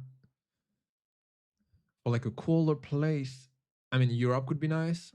Eastern Europe, not Eastern, West, Northern Europe. Sorry, could be pretty cool. 43 degrees, not as hot. Luckily, you've got the air conditioner, right? We've had that in France, the like 40 plus degrees, and it was tough without the air conditioning. But at that, I would say that's a good motivation. I want to move there, and I think that's a good motivation. Be like, okay, I have to work hard to like finally live in a place that has predictable temperatures indoor. Yeah, AC everywhere. Cost of living while launching my business mostly, if I'm being honest, and the place is nice too, just not for me to stay for life temperatures and meet you like that. Yeah, Canada seems really. I don't know if on 2 or 3K per month you can have a good life there, but it seems pretty rough. I don't even. I would say maybe it's less. It's maybe less touristic in winter, so maybe that's a good trade. For me, I really want to travel again, but it's just so tough as a like business owner to like as a business you have to pay yourself a salary and you lose money from like in France you lose maybe like if you give yourself 1,000 you have to pay 2,000 as a business, and then once you get 1,000 obviously in 1,000 realistically you don't pay taxes on it, but if you get a higher salary you have to pay taxes as well, and it's just like hurts me so much every time. I don't know if the pain of paying like giving so much money away is worth the trip. Technically it is, but it's always tough. Canada is another extreme in temperatures anyway. It was just an example. Japan is cool. Even some cities in Vietnam are colder. One in the mountain, I've heard about it. Yeah, yeah. Okay, that makes sense. Japan is like a really interesting place because I think that's why they love road tripping so much. It seems like the culture is pretty nice around that, or even trains. But you could always go up the north and have like the mountains and skiing there, and then you can go up the south and have like the beaches and a much warmer weather. So it's pretty. China is also a really good example. Like you go to like Harbin, it's called like the northern part of China, was next to Russia, and it's freezing cold there. And then you go to the south, like Shenzhen and Guangzhou, and it's super super warm and hot, like kind of like almost Thailand, Vietnam. A lot of French people here. Yes, a lot of. I think it's because I'm French. YouTube is like, oh, you might like this. I guess, or maybe my French accent is very easy to catch. I mean, to be fair, we're not. Let me check live the stats on that. I don't really know how many French people are actually watching the content. I would say we're like the number 4. Let's see, audience. Uh, where is it? Yeah, for videos, France is number 4. There are more German people watching my content than French people. Now that's a fun fact. Japan seems nice as long as you don't work for a company there. The work culture is just a no go. Absolutely. I always say that. as a tourist, tourist, yeah, foreigner, as someone who works remotely, incredible experience and atmosphere and energy. As a worker there, no, never. Have you ever been? Like the food is so nice, and the yen is pretty low. I would say cheap but low. So it really is affordable to have like a really delicious food there. Oh, and the food is just incredible. I mean, Nepal and the summer is usually manageable, but this year is too hot. Yeah, it feels like everywhere is like super hot this year. Like last year, I remember was pretty cold and not nothing really like really not that warm, but like this year is really surprisingly hot. I hope you can handle it. You can handle it. You have the Do you have the AC there? I mean, Nigeria would love a move to Norway or Finland in the future. Oh, UK just made a talent visa for designers. Oh yeah, I've heard about that. I saw that online. Maybe that could be a place. Now UK is really expensive and high taxes as well. So I'm not. I feel like Norway and Finland might be cheaper, but I don't know enough about it. But you will definitely be cooler there. Now I don't know the weather. I know in Amsterdam the problem was that because it's near the sea, the weather was super unpredictable. And one time it was sunny, and then 30 minutes later it's raining like crazy, and then an hour later it's just cloudy and windy. So I don't know in like the northern country if it's always like that for the weather or if it's changes a lot. I mean, also the UK is not that great either. I would say the best thing to do is like live like what Stefan is doing. You live there 2 3 months to like really experience the day-to-day life as much as possible, and then it can give you like a pretty good picture and idea of whether you will enjoy the day-to-day life in the country. And honestly, it's pretty fun. Ooh, from Burma. That's rare. Wait, I cannot read well. Burma. Well, happy to have you here. It's I mean it just goes to show like France is 2.7% of the demographics. Like we have so many different countries here. It's insane. Never been to Japan. My brother, yeah, he had good 2 weeks. It's not that far from Vietnam, by the way. I mean, not that far.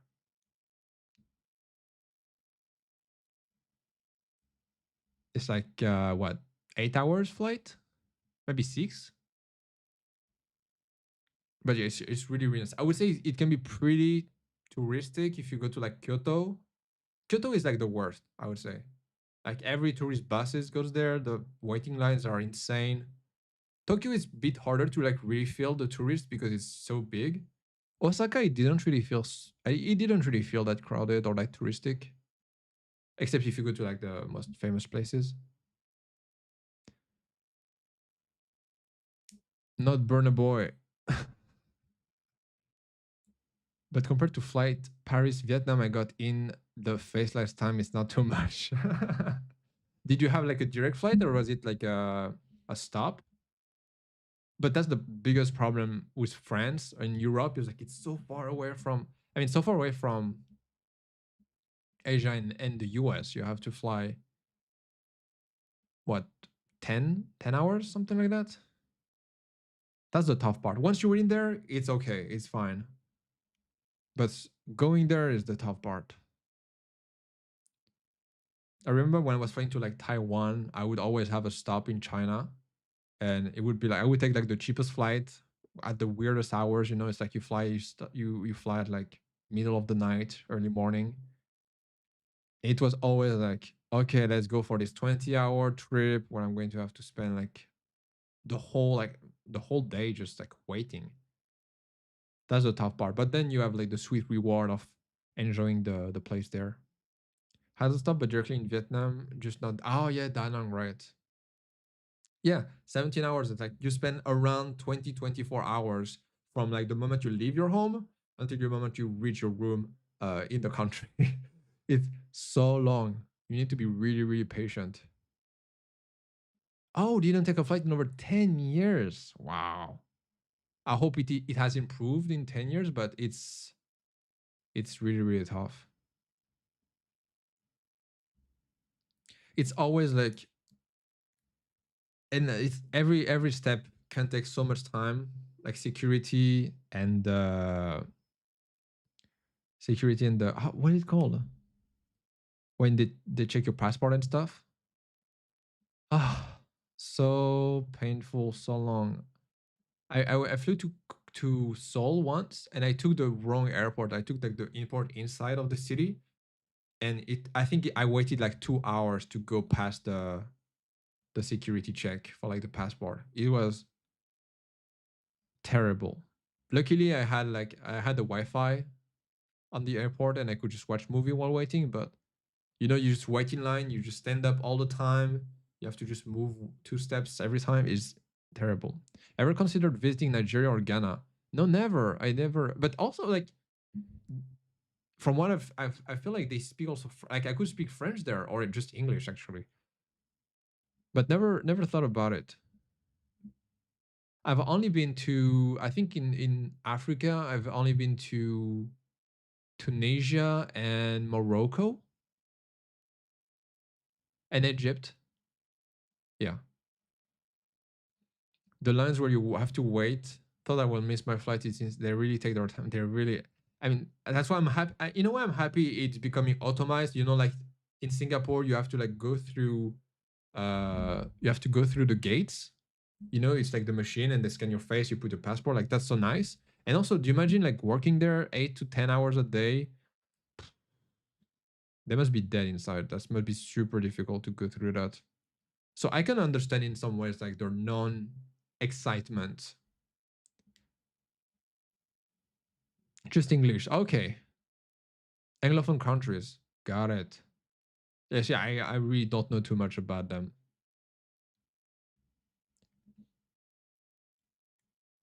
But that's so cool.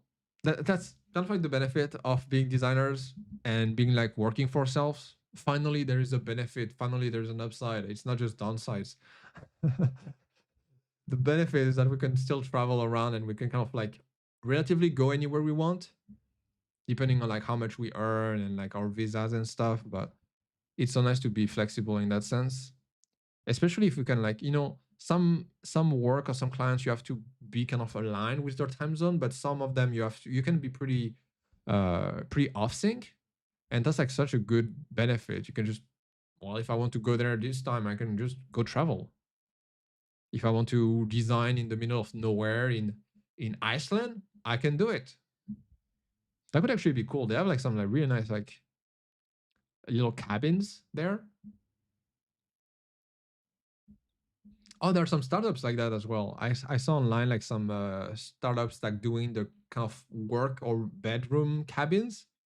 Now they cost a lot. Like it's like 20 or 40,000 euros or dollars.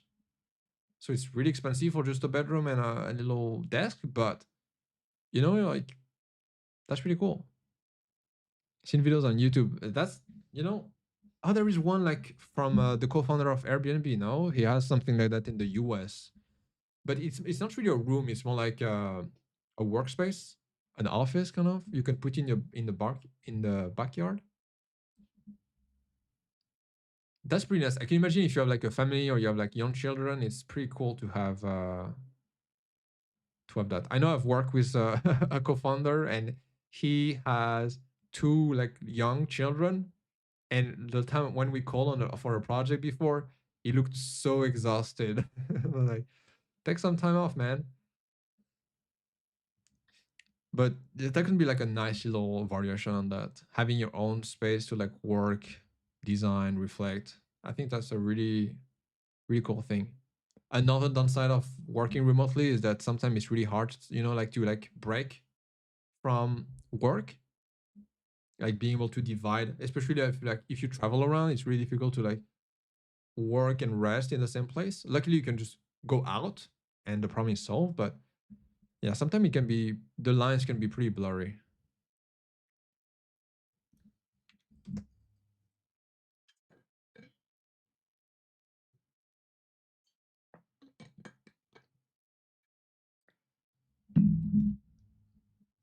I think some countries in Europe are nice to live to, like Hungary and with Budapest. Yeah, I've heard really good thing about that. Good taxes too for expat, I remember. Yeah, I think my brother went to Budapest and in a few countries in like the this area, and it's clean, it's safe, it seems pretty nice. Now, obviously, there are like the tourist traps and stuff, obviously, but and it seems cheaper as well to live there. Maybe not real estate, but like the cost of living, like the buying food and groceries, it seems much cheaper than France, than the UK and stuff like that. That might not be a bad place, and it might be also a bit cooler as well. Hopefully, it's still in Europe, so that's okay. I mean, which one is it? I think it's Lithuania also that has some like good. I think it's for finances. I know a few investment companies. They are in. They have like something in Lithuania. But like if you like Europe, I think they can also speak pretty well English, at least in Budapest. That's not a bad thing. That's why there are so many different options. We don't have to live where we were born or live by default. Like I think it's good to be intentional about it. Like we talked about it earlier, right? Like a good environment can make you so much better, make you happier, healthier, wealthier as well. It just have such a good impact on you that it's really good to think about it. Take the time to like be intentional about where you live. Try different places for several, ideally several weeks, several months. Too many countries to try. That's why the goal is 2 to 3K per month, and then visit different countries to find my home. That's the best thing. Yeah, I agree. And it's exciting. Like there is always a motivation. The feedback loop is much shorter. Like you always have something to look forward to. That's so nice. For me, it's like it also have. I mean, obviously it depends on everybody. For me, I'm really thoughtful or not thoughtful, mindful of like taxes, business, corporate taxes, and personal taxes, and then investment taxes. Something to be like thoughtful about, mindful of. Just because it's not just it can be pretty tough, and obviously you need to hire professionals to really truly know about it and think about it. But yeah, it has to be like a good balance on that. But being flexible and I don't know, I feel like we here, the little crew that we have live, I feel like once we taste that freedom and we feel like we can finally earn the money that we want to earn, it's going to be really tough to like go back into an employee lifestyle, like just going to work 9 to 5 and then go back to my home. It has to be, I don't know, more intentional. But yeah, for I guess it depends if you enjoy traveling or not. I know like some people they love it where they are, their home, their routine, and that's completely like everybody has their own way of living and finding happiness. And that's the key ultimately is like you define your own way of being happy, but you should not default into something that you've been told or that you've lived just because it is what it is. I think it's really good to have that definition of your own. What's success for you? What's happiness for you? Must be nice to be on a good passport, by the way. Nigerian passport feel like leprosy to most countries. They don't want you. Visa processes and all that is a hassle. Travel is expensive too. Yeah, it is. It is expensive to travel, and unfortunately, yeah, some visas don't have the uh, best what benefits. That's the problem. I don't even know how. I would say like that's a motivation as well if you want to like live abroad or like travel somewhere else long term. Like it's like okay, finally I will enjoy like a better visa, or like if for example like I know a lot of people they move to Europe and then they're like, oh, that's so cool, I can just travel around Europe, do all the countries around, it's cheap, and I mean the flight is cheap, accommodation might not be, uh, but that's kind of like a nice motivation. So like for example the UK creative visa is pretty nice as well because then you're not in Europe but like you're really close to it, and it's just like for $10, $20, you can like go to Barcelona, you can go to Paris. Like that's a I'm always trying to find the motivation through the downside. Like again, it was super hot in France or in Europe as well, and no air conditioning. I'm like, okay, I'm going to use that exhaustion, that frustration, to work more on the business, on finding leads, improving my offer and my messaging, because then finally I will be able to, you know, get whatever you want. Yeah, you have to try. You only live once, and I think it's again it creates some beautiful memories. Even if it's not the place you want to live in, I think you can have like you will always remember that moment.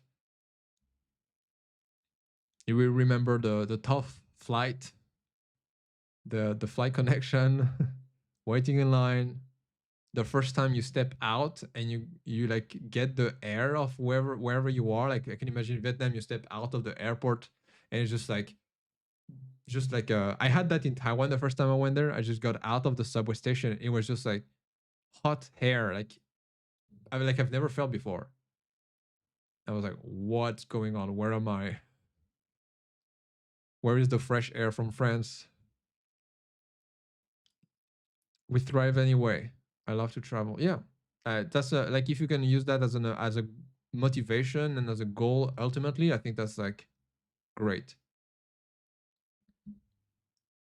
It's always the best thing to do is use whatever you have, use the tools you have, use the cards you are being dealt with. It is what it is, and ultimately, it's like a reminder of if someone else worse than you has done it, then you can absolutely do it. And if nobody else has done it, then you should do it. The first day in Vietnam, I called my family and said I wanted to go, but yeah, happened to me. I was like, what's the weather? What's going on? If you've never been to like a hot country like that with humidity, it's like really surprising. Like it really is surprising. Like you do not expect it to feel like that way. Jet lag, hot hair, humidity made me want to give up directly. Yeah. The way I've done it is the first time was uh I just stayed in a room, just like air conditioning to like 18 degrees and just stay there. And I was like, okay, let's just take a little break. Let's just get used to that. And it was a bit smoother. And I guess after a while, it becomes smoother as well for you. Like the first time I went to Singapore to like study in a school, I lived with the like Singaporeans, and I was sharing my room with a roommate, a Japanese roommate.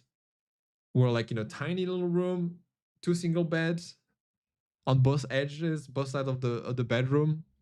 And I was like, I don't want to be here. I want to go back home. And then after a few days, you get used to it. You get into the routine. It's like, it's not that bad. And the shower had no hot water, by the way. So I had to like, luckily Singapore, it's always 30, 32 degrees outside or indoor as well. So it's like, it's okay. You get used to, we mostly get used to everything. Even the locals, they're nice, but it's a bit backward compared to France. A lot of places are not backward, but different rules. It is different. Like I don't know if you've experienced it, but like crossing the road, there is no like traffic lights or they're not respected. Especially in Da Nang, you just cross the road with like scooters and cars going full speed, and you just have to like keep the pace while you cross so that nobody runs into you. It's different. It's a different experience. But hey, you will have really cool stories to talk about. I think that's I don't know. It's, do you imagine some people have never really like never tried anything in their lives. They've always just done what it is that like just what they were being told. They've never really been intentional about anything. And we're like pushing stuff. We're like iterating, trying new ideas, running around sometimes and feeling like, oh, actually, maybe that's not right. And trying like exploring, experiencing new things in life as well. Like maybe it's not going to happen short term, but like the impact it has on us long term is going to be incredible. And again, the money you earn is based on who you are. It's based on you are the engine that moves the vehicle. No, I have experience with crossing the road, but it was damn weird at first. Never touched a scooter, and I don't plan on touching one. Too different here and dangerous. All things tried to try less dangerous. Yeah, I've never tried, and I won't try either. Especially there, like they are. It's yeah, driving there might be crazy. And even Grab, right? Like they have the scooter Grab instead of the taxi. I'm like, I'm good. I will take the car. At least if something happens, I'm inside. But that's yeah. I mean, you went all in on that first trip after 10 years. Like, if you want, I always advise people like if you've never been to Asia, a nice place to visit is Singapore, just because it's you have so much culture of all of Asia in Singapore, but at the same time it's very westernized, very modern, and so you're not really you get like all the benefits without getting any of the downsides. In my opinion, it's like super convenient. Now it's really expensive, but it's like a really soft introduction to like Asia, and you went all in on like let's go to Vietnam. It's like a GTA server there. Yeah, cars are like I think the easiest way, and it's so cheap as well. Like, come on. Now, also the really crazy thing, at least with Vietnam and Thailand, from what I know, is the price conversions. Like 10 euros is like you get so much money from it.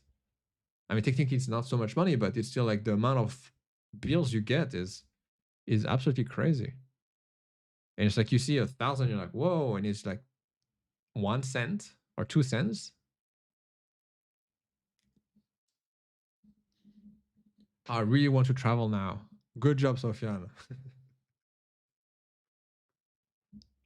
Like for me, the again, like the amount of taxes and stuff to spend in order for me to travel is like the really the big blocker, and so that's why I really want to like settle down, like settle down in UAE, and then from there I can travel. But probably what I will do is uh travel. Yeah, probably what I would do is travel. Actually, no matter what, um, I think it's still worth it no matter what, and it's so nice. It really is nice to travel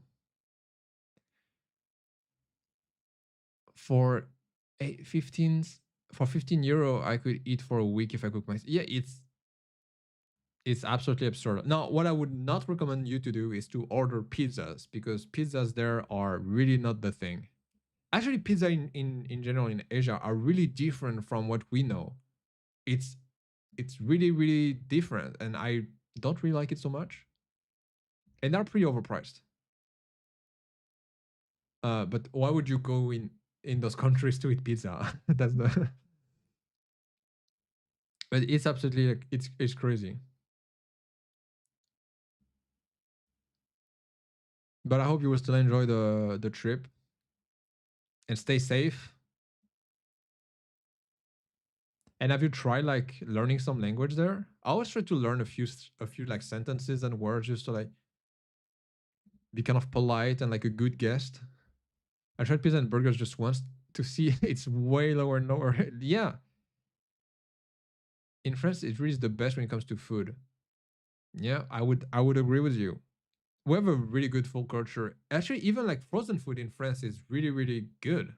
Like when I talk about like frozen food for like people who are never been to France or we don't know like the we've never been there. It's they're like, oh, frozen food is really bad and unhealthy, and it's like, no, we have a really really good frozen food culture, and it's really not it's really not bad. I wouldn't say like for Asia, I wouldn't say it's like lower level. Some it depends. I mean, it depends on a lot of things, but they just have like different standards, and probably because it's so like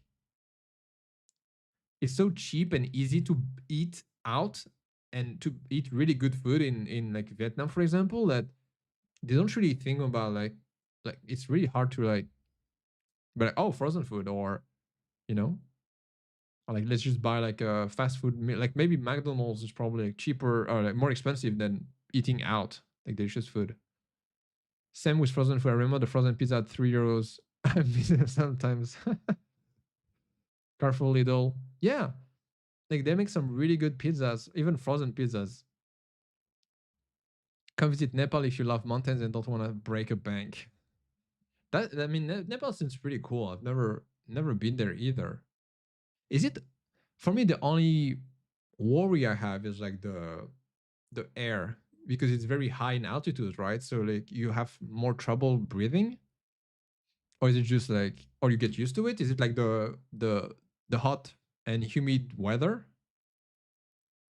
Is also Brunei, Myanmar is also in Asia between China, Thailand, and India. When everything becomes peaceful, I hope you can visit. Welcome.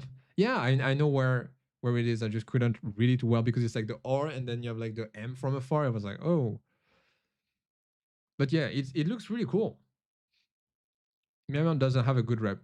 Yeah, it's the only kind of political safety seems a little scary, but it looks beautiful.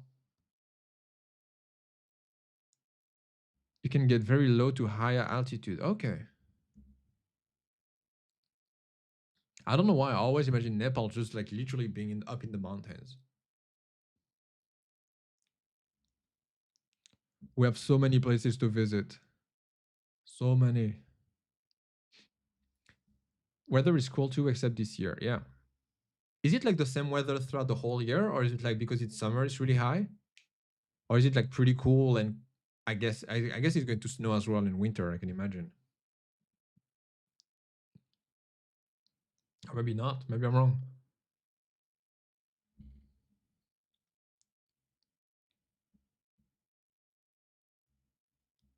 And that's another motivation to earn more money. Like just travel around. Now, obviously, always good to be safe.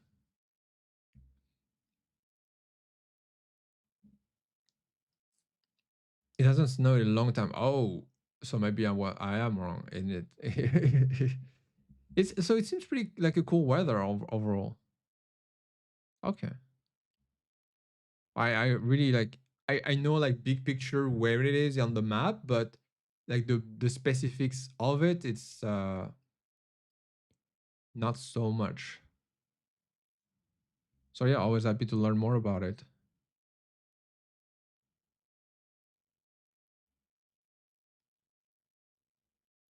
Big motivation indeed. Retire early is also nice, at least to have the possibility if you need it to sustain your lifestyle with your investment and so on. That's exactly my plan as well.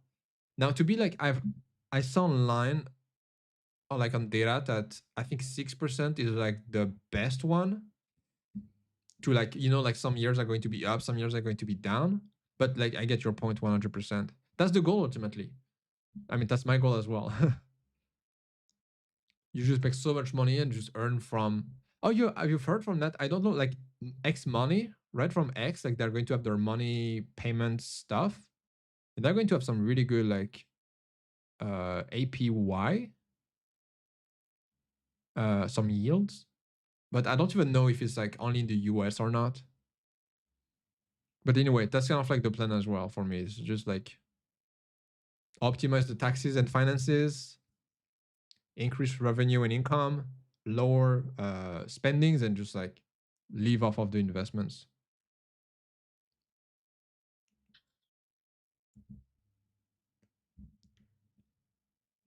Life is going to be good in the future.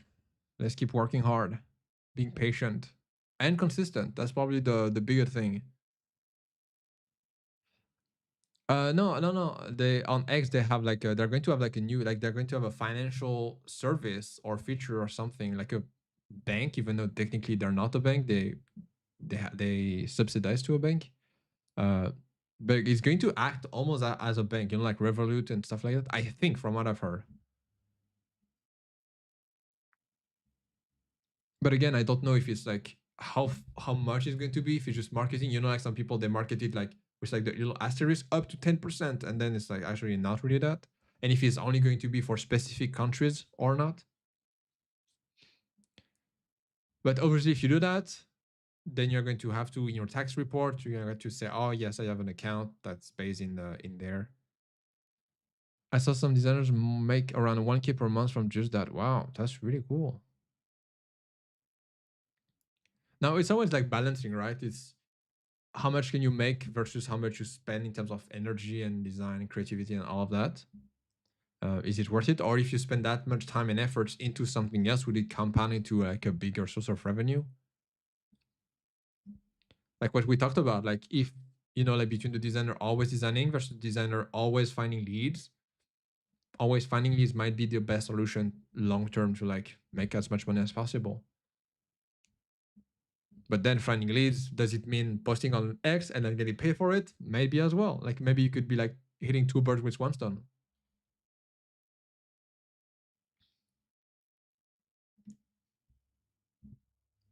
Yeah, but they use X as marketing channel, so I guess it's money to take. Yeah, exactly. It's like a two in one.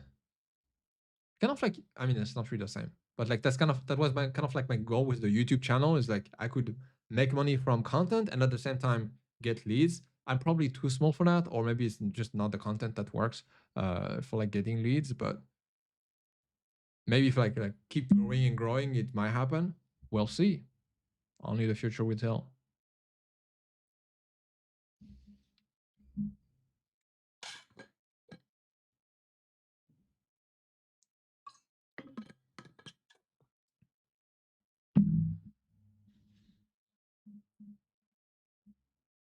All right, guys, I'm going to call it now. It's been 2 hours, 2 hours live stream today. It's pretty, yeah, never done that. It's the first time. Now it's getting really, really hot. I'm going to like close the shutters. Yeah, going to have like a nice little Friday evening. I hope you've had a good stream. You have enjoyed the time. People watching the replay, I hope it was a nice replay as well. We've had a lot of great discussions. Really looking forward to the next time we go live. Yeah, it was a really nice live. It's the first time, Sophia, and we've been able to like chat so much as well. Hey, have a good evening. Take care. Enjoy your Vietnam adventures. Thanks, Samir. I'm happy you've had a good time as well. Take care, everyone. Have a good rest of your day. Make sure to go out, drink some water, spend some time outside, have some enjoy the greenery and stuff. Yeah, have a good time. Bye.